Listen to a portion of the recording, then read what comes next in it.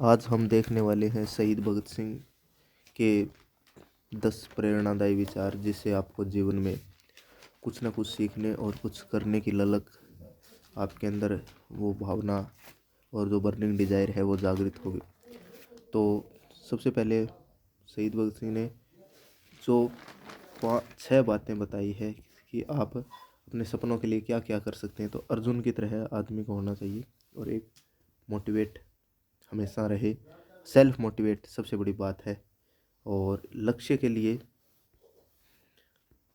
हमें आगे बढ़ना चाहिए। अर्जुन की तरह, अब जिस तरह से मछली की आंख पर अर्जुन का निशाना था, वो अपने लक्ष्य से किसी को भटकना नहीं चाहिए। तो शहीद भगत सिंह ये जो बातें हैं, ये आपको अर्जुन की तरह लक्ष्य बनाने के लिए मोटिवेट करेंगी। तो देखते हैं आगे कि ये आपके अंदर जोश भरे कि हम भी मौजूद थे उस तकदीर के दरवाजे पर, बस फ़र्क ये था लोग दौलत पर गिरे और हमने वतन मांग लिया।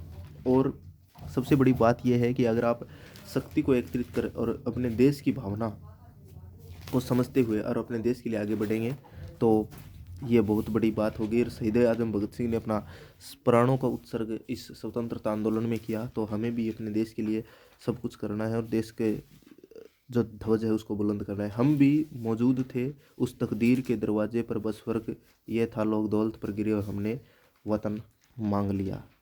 आगे भगत सिंह कहते हैं कि मैं नास्तिक हूँ, और ये बुक भी पढ़ रहे थे और लेनिन की जो मार्क्सवादी विचारधारा थी उनसे प्रभावित थे। उन्होंने कहा हाँ मैं नास्तिक हूँ। इनकी एक बुक भी है हाँ मैं नास्तिक हूँ नाम से।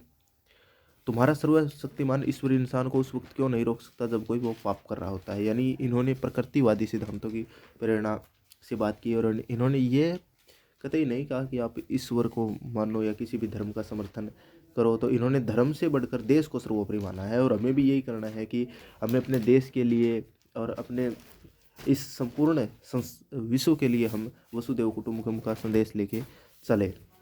आगे है कि कितने शर्म की बात है, इन्होंने जाति प्रथा पर प्रहार किया है कि कितने शर्म की बात है कि हम कुत्ते को गोद में उठा सकते हैं, उसे रसोई में ले जा सकते हैं, लेकिन इंसान के स्पर्श मात्र से धर्म भ्रष्ट हो जाता है। यानी इन्होंने डॉक्टर बी आर अम्बेडकर की जो विचारधारा से उससे प्रभावित भी हुए, और इन्होंने कहा कि मैं अगर उनसे मिलने का मौका मिला तो मैं उनसे ज़रूर मिलूंगा। तो इसमें कहा गया कि कितने शर्म की बात है कि हम कुत्ते को गोद में उठा सकते हैं और उसे रसोई में भी ले जा सकते हैं, लेकिन इंसान के स्पर्श मात्र से धर्म भ्रष्ट हो जाता है। तो ये जाति प्रथा पर प्रहार है। फिर आगे है कि जाति और धर्म दोनों ही झूठ है, और इसे चंद कुछ धूर्त लोगों ने अपने स्वार्थ के लिए बनाया है। यानी आज हम क्रिकेट जगत में कुछ देखते हैं तो अब जो उच्च वर्ग के लोगों को मौका मिल रहा है, राजनीति या बहुत सारी जगह हैं जस्टिस यानी कोर्ट के अंदर, और बहुत सारी जगहों पर जिन्हें जातिवाद और धर्म के आधार पर हमें मिल रहा है। तो अगर हम जाति और धर्म के आधार पर लड़ेंगे तो हमारा देश कभी भी एक नहीं हो सकता। और हमें इस तिरंगे की खातिर जो हमारा राष्ट्रीय ध्वज है, इसको हमेशा आगे रखना है। डॉक्टर APJ अब्दुल कलाम और शहीद आजम भगत सिंह की तरह। तो जाति और धर्म अगर हम समाज में अपनापन या नहीं लेकर चलेंगे तो समाज है वो जो गुलामी की जंजीरों में फिर से जकड़ जाएगा, और फिर कोई आज़ादी नहीं मिलेगी। अगर सरहद पर जवान भी इस तरह लड़ने लग जाएंगे तो देश की रक्षा कौन करेगा। तो कहा जाता है कि जो सरहद पर जो तिरंगा है वो हवा से नहीं फौजियों की सांस से लहराता है। तो हमें भी जातिवादी नेताओं से दूर रहकर हमें अपने देश के लिए वोट करना है। आगे चलते हैं इसके अंदर। जब तक हिंदू मुस्लिम काला गोरा सभ्य असभ्य छूत अछूत धनी निर्धन आदि शब्दों का प्रयोग होता है, तब तक कहाँ की विश्व बंधुता और कहाँ का विश्व प्रेम। विश्व प्रेम के लिए हमें हिंदू मुस्लिम काला गोरा सभ्य असभ्य ये सभी लैंगिक भेदभावों को और सामाजिक भेदभावों को मिटाकर आगे बढ़ना पड़ेगा।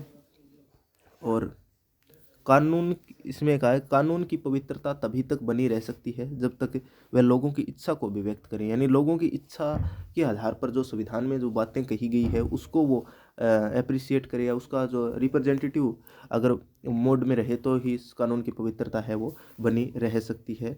और इसके बाद में आगे आता है कि देशभक्तों को अक्सर लोग पागल कहते हैं। आप ये बात आपके अंदर जोश भर देगी कि इसके अंदर यह भी हो सकता है कि सपने पाने वालों को लोग अक्सर पागल कहते हैं। कह दो उन्हें, सीने पर जो जख्म है सब फूलों के गुच्छे हैं, हमें पागल ही रहने दो, हम पागल ही अच्छे हैं। तो इसके अंदर कहा गया है कि देशभक्तों को अक्सर लोग पागल कहते हैं। कह दो उन्हें, सीने पर जो जख्म है सब फूलों के गुच्छे हैं, हमने पागल ही रहने दो, हम पागल ही अच्छे हैं। यानी आप उन लोगों के साथ बातचीत कीजिए, उन लोगों के साथ उठ बैठिए जो आपके सपनों इसके में साथ देते हैं। लोग आजकल एडवाइस देते हैं, आपका साथ नहीं देते हैं। तो आगे चलते हैं, बात करते हैं। तो इससे आप प्रेरणा ले सकते हैं। आमतौर पर लोग आमतौर पर लोग चीज़ें जैसी हैं उन उसके आदी हो जाते हैं और बदलाव के विचार से कांपने लगते हैं। और हमें इसी ने इसके लिए था कि भावना को क्रांतिकारी भावना से बदलने की जरूरत है। यानी युवा पीढ़ी के लिए एक संदेश है कि अगर आप किसी भी चीज़ से जूझ रहे हैं या आपको जो कोई लत है, तो आप उससे अपने सशक्त मन से, यानी अपना जो माइंड है, कॉन्शियस माइंड है, उसमें बिठाकर ये बात लिख लीजिए कि हमें अपने आप में बदलाव लेके आना है, ठीक है। और सब कॉन्शियस माइंड को हमें कंट्रोल करना है। अब तो आगे बात चलते हैं अगले विचार पर। मैं एक मानव हूँ और जो कुछ भी मानवता को प्रभावित करता है उससे मुझे मतलब है। जो मानवता के लिए दृष्टिकोण है, जो भगत सिंह का था, वो मानववादी विचारधारा रविंद्रनाथ टैगोर से भी प्रभावित थे। तो हमें मानवता के लिए सब कुछ करना है।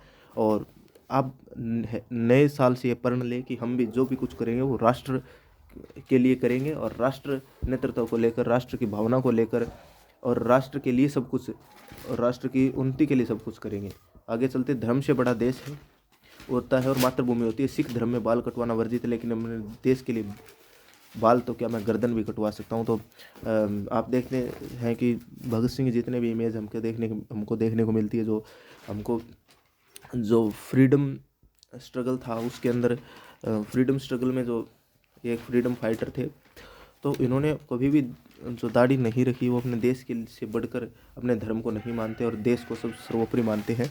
तो चलिए इसी आशा के साथ कि आपका नया साल मंगलमय हो और शुभकामनाओं के साथ वीडियो को अंत करते हैं। आप इस वीडियो को ज़्यादा से ज़्यादा लाइक करें और अपने सभी शुभचिंतकों और दोस्तों के पास शेयर करें, ताकि आप वो भी जीवन में कुछ अच्छा करें।